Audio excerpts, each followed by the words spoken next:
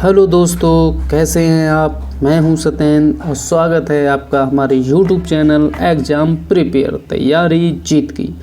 आज हम Hindi practice set करने वाले हैं जिसमें मोस्ट एक्सपेक्टेड रिपीटेड प्रश्न होंगे जो हर प्रतियोगी परीक्षा के लिए हेल्पफुल होंगे। आशा है इस हिंदी प्रैक्टिस सेट करने के बाद आपको खुद महसूस होगा कि हाँ, हमने हिंदी में कुछ सीखा। तो चलिए टाइम ना बर्बाद करते हुए क्लास स्टार्ट करते हैं।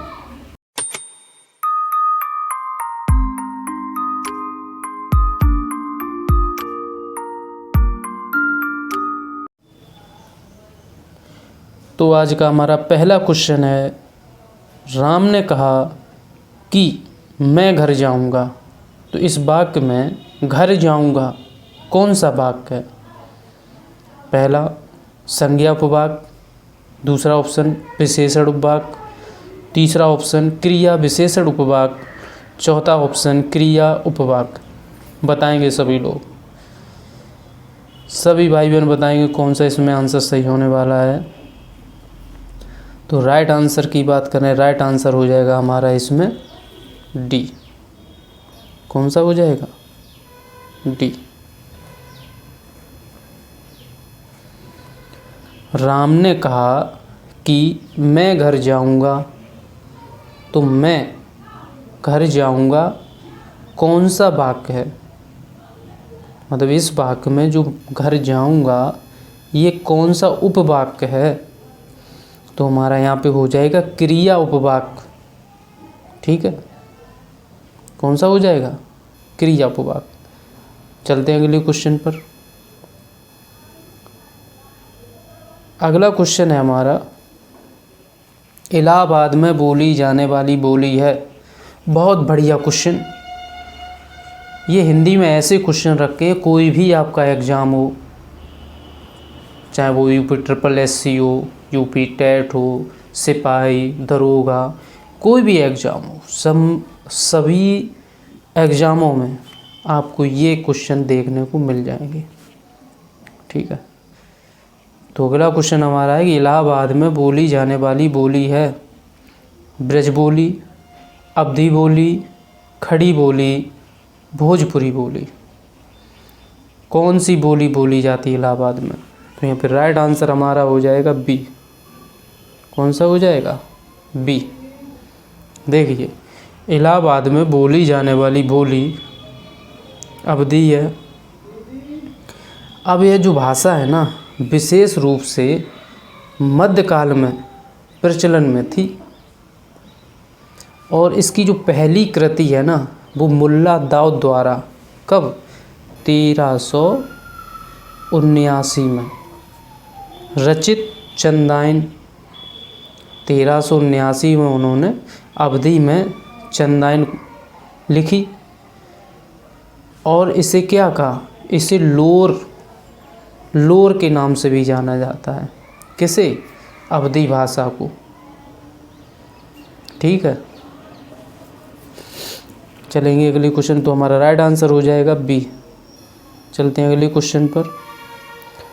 अगला क्वेश्चन हमारा है कि ऐ के उच्चारण स्थान का नाम है। ऐ के उच्चारण स्थान का नाम।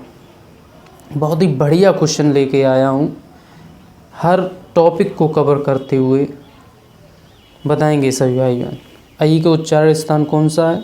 तालब, दंत, कंठोष्ठ, कंठ तालब। कौन सा हमारे यहाँ पे सही हो जाएगा? तालब, दंत, कंठोष्ठ, कंठ तालब। तो यहाँ पे राइट आंसर की बात करें, राइट आंसर हमारा हो जाएगा डी, कंठ तालब। ऐ का जो उच्चारण स्थान है वो क्या है? कंठ तालब। देखिए, छोटा, बड़ा का उच्चारण स्थान कहाँ पे है? छोटा बड़ा आ का उच्चारण स्थान क्या है? कंठ। इनका उच्चारण स्थान क्या है? कंठ। और जो छोटा ऊ और बड़ा ऊ आता है, इनका उच्चारण स्थान कहाँ पे है? इनका उच्चारण स्थान है ओष्ठ। क्या हो जाएगा? ओष्ठ। ठीक है।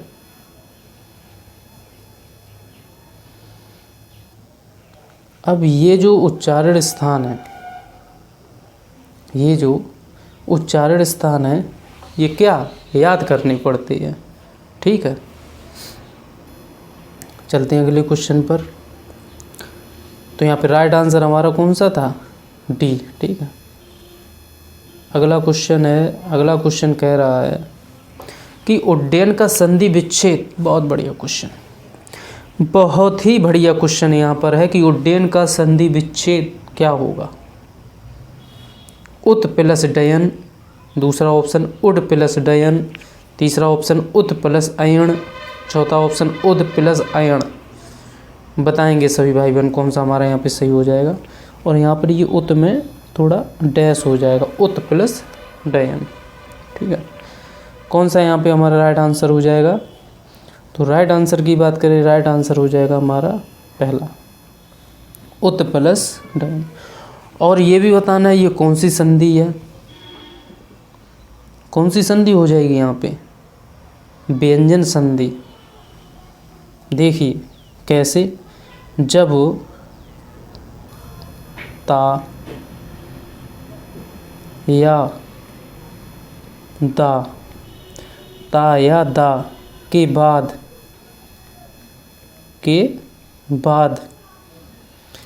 या के बाद क्या हो? डा हो या डा हो, तो क्या हो जाता है?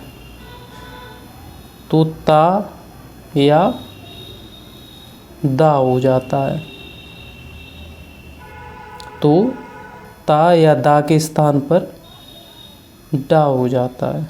ठीक है, तो ये नियम है, जब ता या दा के बाद डा या डा हो तो ता या दा के स्थान पर डा हो जाता है। ठीक है, ये तो वही यहाँ पे आया है कि उड्डयन, तो यहाँ पे क्या हो गया? उत्डयन, व्यंजन संधि। ठीक है, चलते हैं अगले क्वेश्चन पर।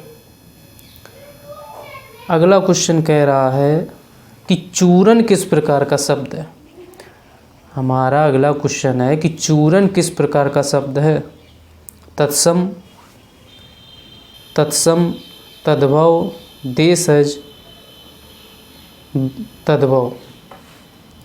बताएंगे। तत्सम, अर्ध तत्सम, देशज, तद्भव। बताएंगे सभी भाई बहन कौन सा यहाँ पे हमारा राइट आंसर हो जाएगा। तो राइट आंसर की बात करें, राइट आंसर हो जाएगा हमारा डी। सभी को आंसर पता होगा, क्योंकि चूरन का क्या होता है? चूरन का होता है चूर्ण। क्या होता है? चूर्ण, और इसका बन जाता है चूरन। ठीक है, और तद्भव, तत्सम तो ये सभी जानते होंगे। देखिए तत्सम क्या होते हैं? जो शब्द संस्कृत से हूबहू वैसे ही हिंदी में उतार लिए जाते हैं वो तत्सम होते हैं। और जो शब्द संस्कृत में से लिए तो जाते हैं लेकिन उनमें परिवर्तन आ जाता है, जैसे इसको ही ले लीजिए, संस्कृत में इसका होगा चूर्ण, अब इसे हिंदी में यूज करते हैं हम लोग चूरन कहते हैं, तो फिर बदल हो गया, तो तद्भव हो गया। ठीक है, और देशज, देशज शब्द वो होते हैं जिसकी उत्पत्ति का हमें पता नहीं होता है, जैसे लोटा,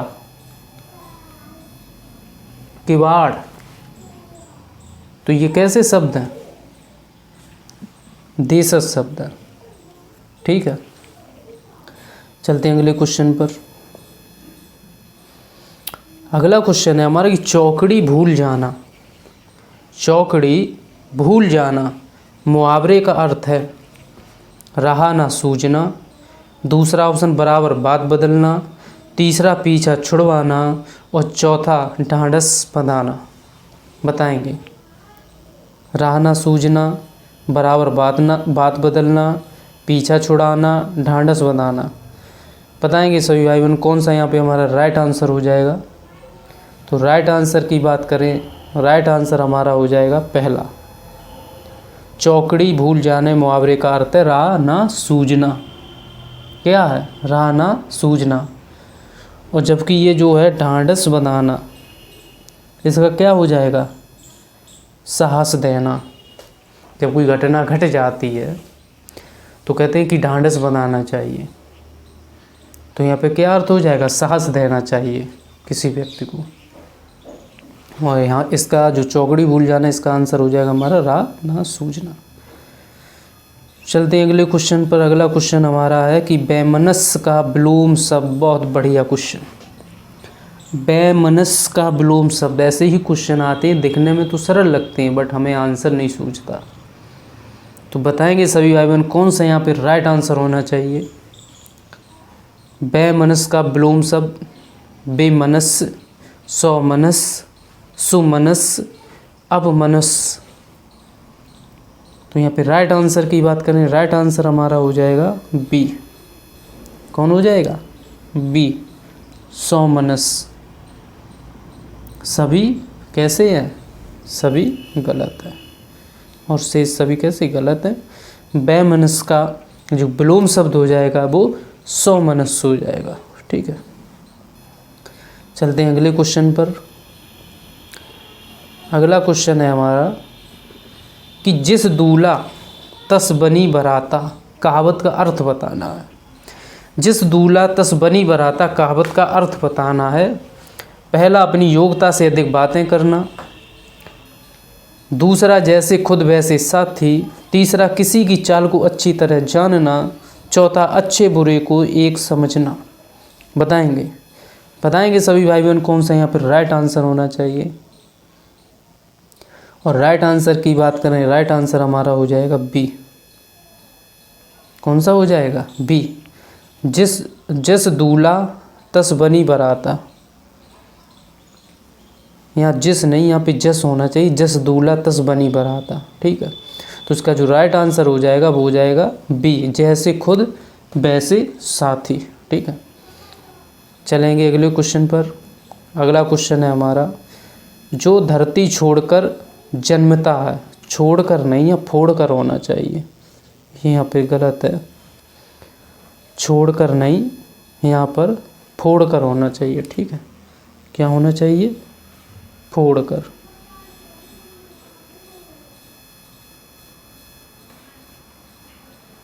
फोड़कर। ठीक है, तो जो धरती फोड़कर जन्मता है, क्या उसको क्या कहते हैं? पहला ऑप्शन है स्वयंभू, दूसरा जन्मजात, तीसरा जरायुज, चौथा उद्भिज। तो जो व्यक्ति धरती फोड़कर जन्मता है उसको हम क्या बोलते हैं? उसको बोलते हैं उद्भिज। देखने में तो ये लग रहा है कि पहला ऑप्शन हमारा हो जाएगा स्वयंभू, लेकिन नहीं, हमारे यहाँ पे राइट आंसर हो जाएगा उद्भिज। उसको क्या बोलते हैं? उसको बोलते हैं उद्भिज। और यहाँ पे थोड़ा डैश हो जाएगा यहाँ पे। ठीक है, अब ये जो जरायुज है, ये क्या है? जरायुज, यहाँ पे जरायुज देखिए, वह झिल्ली जिसमें माता के गर्भ में से निकलते समय खेड़ी में लिपटा होता है, उसे जरायुज कहते हैं। ठीक है, चलते हैं राइट आंसर हमारा डी है। चलते हैं अगले क्वेश्चन पर। अगला क्वेश्चन है कि पृष्ठांकन का अंग्रेजी अनुवाद क्या होगा? अमेंडमेंट, वेरिफिकेशन, स्पेसमैन या एंडोर्समेंट। कौन सा हो जाएगा हमारा यहाँ पे सही आंसर?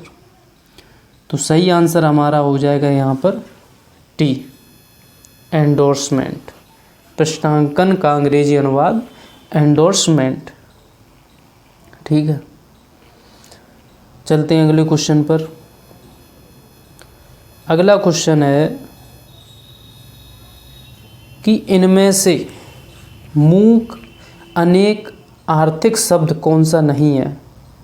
मतलब ये जो मूक है इसका अनेकार्थी शब्द नहीं है, ये याद रखा करो। नहीं, कभी कभी हमें सवाल आता है, हम नहीं नहीं देखते और गलत कर देते हैं। तो ये जो नहीं है इसको याद रखिए। इनमें से जो मूक है ना, और नीचे अनेकार्थी शब्द दिए हैं, इनमें से कौन सा नहीं है मूक का अर्थ? गूंगा, चुप, शांत, बेबस, कौन सा हो जाएगा? सिंपल क्वेश्चन है, देखते ही पता लग रहा होगा। ये शांत। भाई मूक बने खड़े हो, गूंगे, चुप, बेबस। मूक बने खड़े हो, जो बेबस होता है वो भी मूक रहता है। ठीक है, तो यहाँ पे सही आंसर हमारा कौन हो जाएगा? सही आंसर हो जाएगा यहाँ पर सी। ठीक है, शांत। चलते हैं अगले क्वेश्चन पर। अगला क्वेश्चन कह रहा है कि राम की गाय चरती है। राम की गाय चरती है, वाक्य में कौन सा कारक है? कारक बताना है। कर्ता कारक, कर्म कारक, संबंध कारक, अधिकरण कारक, कौन सा हो जाएगा? तो आप लोग ये भी बता दीजिए, जैसे कर्ता कारक इसका क्या चिन्ह होता है, कर्म का क्या होता है, संबंध का क्या होता है, अधिकरण का क्या होता है। तो पहले हम राइट आंसर की बात कर लेते हैं। तो यहाँ पे जो राइट आंसर हो जाएगा वो हो जाएगा हमारा सी। राम की गाय चरती है, संबंध। ठीक है, देखिए जिस संज्ञा या सर्वनाम के रूप में, जिस संज्ञा या सर्वनाम के रूप में उनका संबंध वाक्य के किसी दूसरे संज्ञा या सर्वनाम से जुड़ता है या प्रकट होता हो, तो उस रूप को संबंध कारक कहते हैं। जैसे वह श्याम का बगीचा है। अब किसका बगीचा है? तो उत्तर में आता है श्याम का। ऐसे ही राम की गाय चरती है। किसकी गाय चरती है? राम की। तो कौन सा कारक आ रहा है? संबंध। और कर्ता का क्या चिन्ह होता है वैसे? न। कर्ता का क्या चिन्ह होता है? कर्ता का चिन्ह होता है हमारा न। कर्म को और संबंध काकी के और अधिकरण में पर, यही तो होते हैं। तो यहाँ पे राइट आंसर हमारा कौन हो जाएगा? सी। अगला क्वेश्चन है। अगला क्वेश्चन कह रहा है कि वह बहुत अच्छा लड़का है। वह बहुत अच्छा लड़का है, मैं, वह कौन सा सर्वनाम है? ये वह बहुत अच्छा लड़का है, मैं, वह कौन सा सर्वनाम है? ये जो है कौन सा सर्वनाम है? निश्चयवाचक, अनिश्चयवाचक, संबंधवाचक, निजवाचक, बताएंगे सभी। कौन सा यहाँ पे राइट आंसर हो जाएगा? तो राइट आंसर की अगर हम बात करें तो राइट आंसर हमारा हो जाएगा ए, निश्चयवाचक। देखिए निश्चयवाचक सर्वनाम जिस सर्वनाम के द्वारा किसी व्यक्ति अथवा वस्तु के निश्चयता का बोध होता है। जिस सर्वनाम के द्वारा किसी व्यक्ति या वस्तु के निश्चयता का बोध होता है उसे हम क्या कहते हैं? निश्चय सर्वनाम कहते हैं। जो कैसे? यह लड़का, वह लड़का, यह पुस्तक। तो ये क्या? एक निश्चितता का बोध हो रहा है ना किसी वस्तु या व्यक्ति का, तो वो निश्चयवाचक सर्वनाम होता है। ठीक है, चलते हैं अगले क्वेश्चन पर। तो इसका राइट आंसर ये हो जाएगा। अगला क्वेश्चन है हमारा कि अनुमान का विशेषण होगा। बहुत बढ़िया क्वेश्चन। ऐसे ही क्वेश्चन परीक्षा में देखने को मिलते हैं। बहुत अच्छी प्रैक्टिस हो जाएगी अगर आपका कोई एग्ज़ाम है। तो यहाँ पे हमारा राइट आंसर कौन सा हो जाएगा बताएंगे सभी लोग। अनुमान का विशेषण होगा। अनुमान का विशेषण होगा अनुमानित, अनुमानित, अनुमानक या निजवाचक। तो हमारे यहाँ पर राइट आंसर हो जाएगा ए। अनुमान का विशेषण हो जाएगा अनुमानित। कौन सा हो जाएगा? अनुमानित। ठीक है, चलते हैं अगले क्वेश्चन पर। अगला क्वेश्चन कह रहा है जब पानी बरसता है तब मेढक बोलते हैं। जब पानी बरसता है तब मेढक बोलते हैं मैं। जब पानी बरसता है कौन सा वाक्य है? ये वाला जो है कौन सा वाक्य है? संज्ञा उपवाक्य, दूसरा ऑप्शन विशेषण उपवाक्य, तीसरा ऑप्शन क्रिया विशेषण उपवाक्य, चौथा ऑप्शन क्रिया उपवाक्य। बताएंगे सभी भाई बहन कौन सा यहाँ पे राइट आंसर होना चाहिए। तो राइट आंसर हमारा हो जाएगा सी। जब पानी बरसता है तब मेढक बोलते हैं मैं। जब पानी बरसता है, जो हमारा उपवाक्य पूछा है वो है क्रिया विशेषण उपवाक्य। कौन सा है? क्रिया विशेषण उपवाक्य। ठीक है, चलते हैं अगले क्वेश्चन पर। अगला क्वेश्चन हमारा कह रहा है कि इनमें से स्वर्ग का पर्यायवाची कौन सा नहीं है? स्वर्ग का पर्यायवाची कौन सा नहीं है? त्रिदशालय, त्रिदिव, गौ या नाक? नहीं पूछा है। बहुत अच्छा क्वेश्चन है। स्वर्ग का पर्यायवाची कौन सा नहीं है? त्रिदशालय, त्रिदिव, गौ, नाक।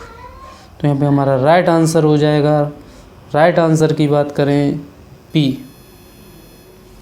कौन सा? बी। स्वर्ग के जो पर्यायवाची होते हैं कौन कौन होते हैं? गौ, नाक, त्रिदशालय, देवलोक, वैकुंठ, सुरपुर आदि। समझ गए? हमारे ये त्रिदेव नहीं होगा। बहुत अच्छा क्वेश्चन था, देखने में लग रहा है कि ये नहीं होगा है, लेकिन ऐसा नहीं। चलते हैं अगले क्वेश्चन पर। अगला क्वेश्चन कह रहा है महादेवी वर्मा को किस पुस्तक पर ज्ञानपीठ पुरस्कार मिला था? नीरजा, निहार, रश्मि, यामा। बहुत सिंपल क्वेश्चन है, सभी भाई बहन जानते होंगे इसका आंसर। तो महादेवी वर्मा को यामा के लिए, किसके लिए? यामा के लिए ज्ञानपीठ पुरस्कार मिला था। ठीक है, महादेवी वर्मा की और रचनाएं कौन सी हैं? निहार, रश्मि, नीरजा, सांदगीत। ये जो लिखी हैं ये भी इन्हीं की रचनाएं हैं। सांदगीत भी है। ठीक है, चलते हैं अगला क्वेश्चन। राइट आंसर इसमें हमारा हो जाएगा डी। अगले क्वेश्चन की तरफ चलते हैं। अगला क्वेश्चन कह रहा है कि सुमित्रा में प्रत्यय कौन सा है? पहला ऑप्शन आ मतलब बड़ा, दूसरा ऑप्शन छोटा, तीसरा ऑप्शन इत्रा, चौथा ऑप्शन त्रा। बताएंगे सही भाई बहन कौन सा यहाँ पर राइट आंसर हो जाएगा। सुमित्रा में प्रत्यय, तो इसके राइट आंसर की बात करें, राइट आंसर हो जाएगा ए। राइट आंसर हो जाएगा ए। कैसे? सु प्लस मित्र प्लस आ। ये सु उपसर्ग है, मित्र मूल शब्द है और आ प्रत्यय है। तो इसमें दो चीज़ें हैं, उपसर्ग भी है प्रत्यय भी है। मूल शब्द है मित्र, सुमित्रा। ठीक है, मित्र जो मूल शब्द है उसमें क्या लगा दिया है? आ प्रत्यय। बहुत बढ़िया क्वेश्चन था, राइट आंसर हमारा ये हो जाएगा। चलेंगे अगली क्वेश्चन। अगला क्वेश्चन कह रहा है कि साकेत महाकाव्य के रचयिता, साकेत महाकाव्य के रचयिता कौन है? जयशंकर प्रसाद, सुमित्रा नंदन पंत, मैथिली शरण गुप्त, नागार्जुन। बताएंगे सभी भाई बहन कौन सा यहाँ पर हमारा राइट आंसर होगा।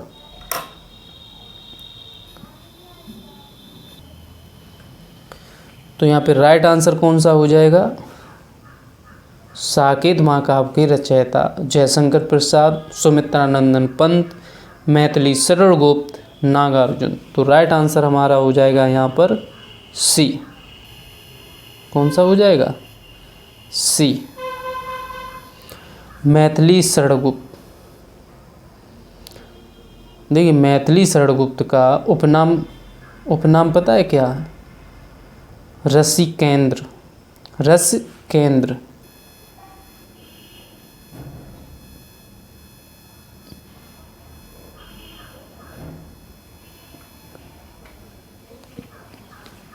साकेत महाकाव्य के रचयिता मैथिली शरण गुप्त का जो उपनाम है वो रसिकेंद्र।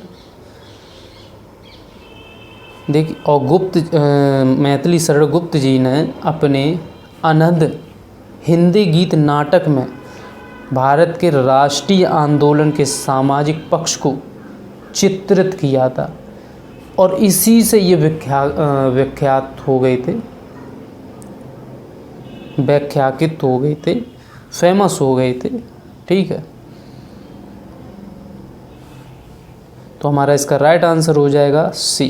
ठीक है, चलते हैं अगले क्वेश्चन पर। अगला क्वेश्चन है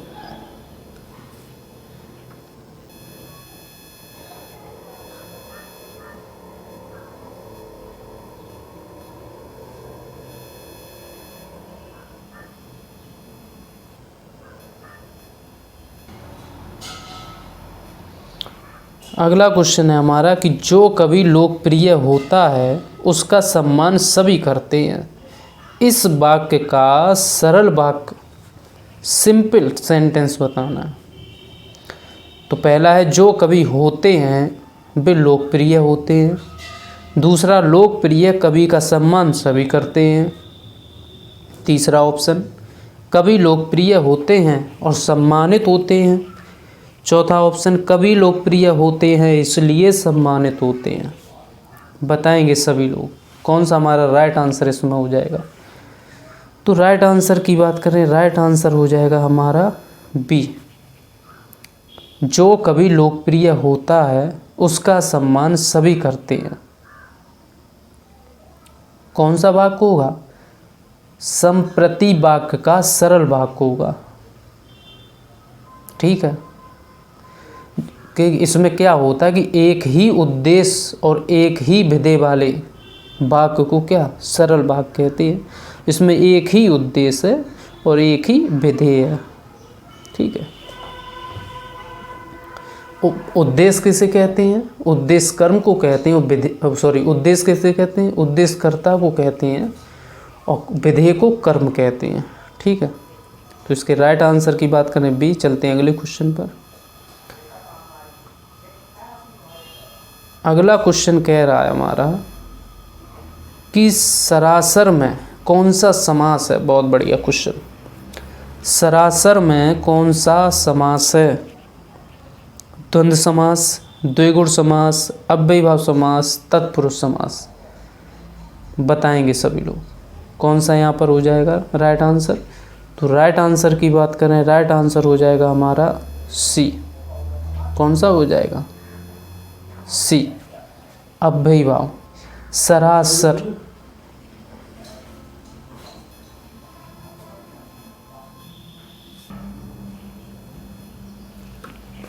तो इसमें हमारा राइट आंसर हो जाएगा सी। कौन सा आंसर हो जाएगा? सी। सरासर में समास होगा अव्ययीभाव। देखिए अव्ययीभाव समास क्या होता है? अव्ययीभाव जो समास होता है इसका पहला जो पद होता है वो प्रधान होता है। ठीक है, अब ये जो द्वंद्व समास होता है, द्वंद्व समास के अपोजिट होते हैं, जैसे माता पिता, दिन और रात। तो इनके जो द्वंद्व समास होता है इसमें और लगा हुआ या डैश लगा हुआ। द्विगुण समास इसमें गिनती चलती है, जैसे त्राया। तो त्राहा में कौन सा आ जाएगा समास? द्विगुण समास। ठीक है, तो इसमें गिनती चलती है, जैसे चौतरा। ठीक है, और तत्पुरुष तत्पुरुष तो पता ही होगा आप लोगों को। तो इसका राइट आंसर हमारा सी। अगले क्वेश्चन पे चलते हैं। अगला क्वेश्चन है, मैंने रमेश से पत्र लिखवाया। इस वाक्य में लिखवाया कौन से प्रकार की क्रिया है? अच्छा क्वेश्चन। अनुकरणात्मक क्रिया, नगम धातु क्रिया, प्रेरणार्थक क्रिया या संयुक्त क्रिया? बताएंगे सभी लोग, सभी भाई बहन बताएंगे कौन सा इसमें हमारा राइट आंसर हो। तो इसमें राइट आंसर की बात करें, राइट आंसर हमारा हो जाएगा सी, प्रेरणार्थक क्रिया। मैंने रमेश से पत्र लिखवाया। देखिए लिखवाया, इसमें जो ये लिखवाया है एक प्रकार की प्रेरणार्थक क्रिया है। जिन क्रियाओं से इस बात का बोध हो कि कर्ता कार्य स्वयं न करके किसी दूसरे से कार्य करा रहा है, तो वहाँ पे कौन सी क्रिया होती है? प्रेरणार्थक क्रिया होती है। यहाँ देखिए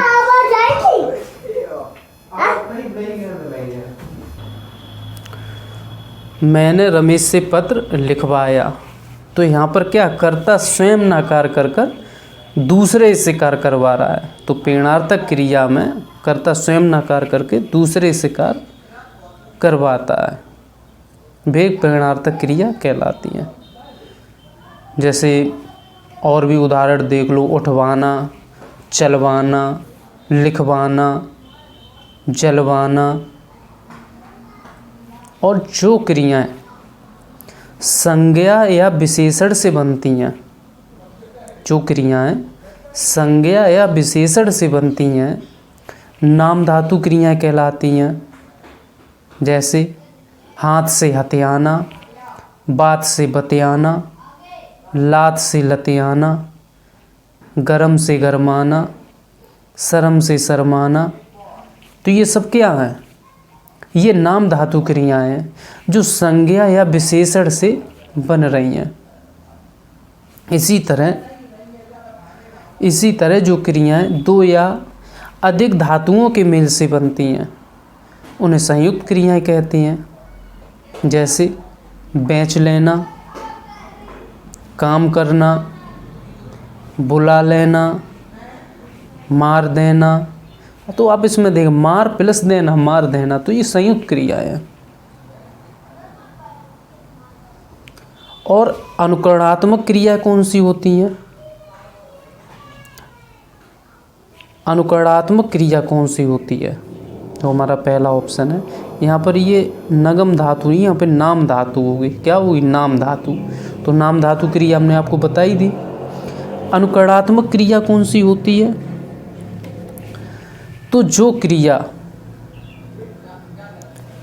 क्रिया किसी ध्वनि के अनुकरण से बनती है, जो क्रिया ध्वनि के अनुकरण से बनती है वो अनुकरणात्मक क्रिया होती है। जैसे खटखट, तो अब इसमें खटखटाना, झनझन झनझनाना, भन भनभनाना, सन सनसनाना, थप थपथपाना। तो ये सब क्या है? अनुकरणात्मक क्रिया है। तो आपको अनुकरणात्मक बता दी, नाम धातु बता दी, प्रेरणार्थक बता दी, संयुक्त बता दी। ठीक है, तो इसका राइट आंसर हमारा कौन सा हो जाएगा? राइट हो जाएगा सी, क्योंकि जिसमें कर्ता स्वयं कार्य ना करे दूसरे से करवाए तो वो प्रेरणार्थक। चलते हैं अगले क्वेश्चन पर। अगला क्वेश्चन कह रहा है कि कभी नहीं, कवि होगा। कवि मलिक मोहम्मद जायसी द्वारा रचित पद्मावत की भाषा कैसी थी? ब्रज, अवधी, भोजपुरी, खड़ी बोली। तो यहाँ पर राइट आंसर की बात करेंगे, राइट आंसर हो जाएगा बी। देखिए कवि मलिक मोहम्मद जायसी द्वारा जो रचित पद्मावत की भाषा थी वो कैसी थी? अवधी थी। जायसी, यही मोहम्मद जायसी, मलिक मोहम्मद जायसी भक्ति काल के निर्गुण प्रेमाश्रय धारा के कवि थे। पद्मावत में पद्मावती की प्रेम कथा का रोचक इन्होंने क्या किया, वर्णन किया। ठीक है, तो हमारा इसमें आंसर कौन सा हो जाएगा, इसमें आंसर हो जाएगा बी। और भी इनकी जैसी रचनाएं हैं मलिक मोहम्मद जैसी की, कौन सी, अखरावट, कौन सी, अखरावट, आखिरी कलम, कहरा नाम, चित्ररेखा, ये इनकी और रचनाएं हैं। ठीक है, संधि से क्वेश्चन आ गया है कि दिग्दर्शन में कौन सी संधि है। दिग्दर्शन, दिग प्लस दर्शन, दिक प्लस दर्शन, दिग प्लस दर्शन, दिक दर्शन, ये तो सेम लिख गए हैं। कौन से यहाँ पे सही होगा अपना, देखिए यहाँ पे हलंत होगा दिग्दर्शन। ठीक है, और ये भी सेम है, तो यहाँ पे हलंत होगा दिग्दर्शन, दिग्दर्शन, दिग्दर्शन, दिग्दर्शन, इस प्रकार से। तो यहाँ पे हमारा राइट आंसर हो जाएगा डी, दिग्दर्शन। और इसमें कौन सी संधि होगी, व्यंजन संधि। देखिए व्यंजन से स्वर अथवा व्यंजन के मेल से, व्यंजन में स्वर अथवा व्यंजन के मेल से जो विकार उत्पन्न होता है उसे व्यंजन संधि कहते हैं।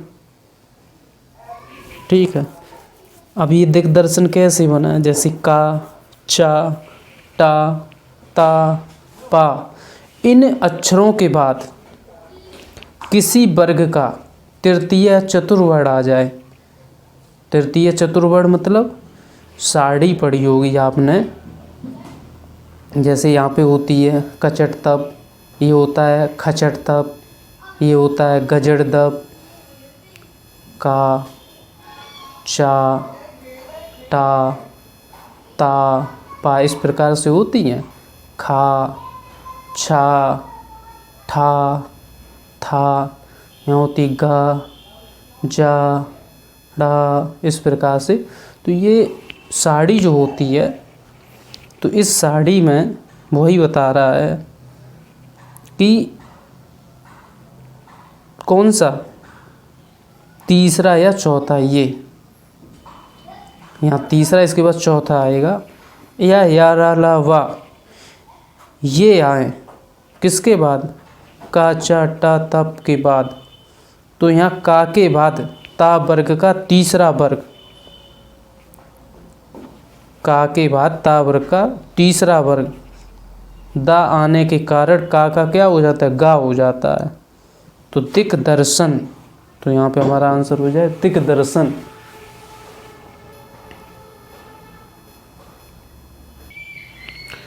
अगला क्वेश्चन है हमारा, शुद्ध वर्तनी चुनिए। शुद्ध वर्तनी बताना है। आशीर्वाद ऐसा लिखा जाएगा,